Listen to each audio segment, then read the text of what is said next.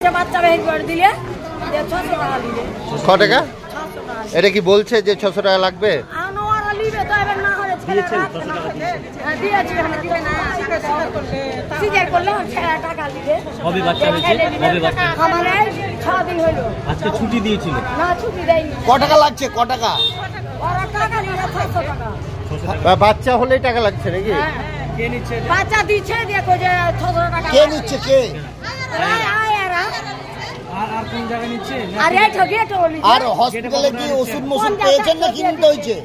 হসপিটালে কি সবই কি কিনতে হয়েছে?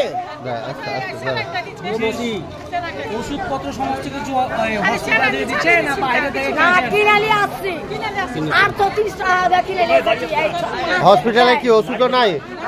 ওষুধও দিচ্ছে না হসপিটাল থেকে? তো দিচ্ছে ওগুলা দিচ্ছে আর দামি গেলা দেয় না তো কিনে নিয়ে আইনু আর 34 টাকা কিনে কোথায় বাড়ি? আমার মাইয়া তো সাজু মোর যাইতে নিচে। কি নাম আপনার?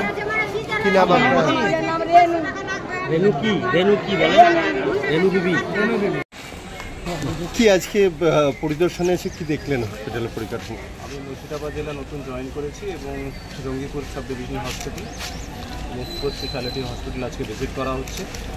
এখানে পুরো ডিটেল ইন্সপেকশনস এবং রিভিউ করা হয়েছে প্রত্যেক ডক্টরের সঙ্গে, যাতে পেশেন্ট সার্ভিসেস মেডিকেল সার্ভিসেস আরও ইমপ্রুভ করা যায় সেই ব্যাপারে সবাইকে বলা হয়েছে।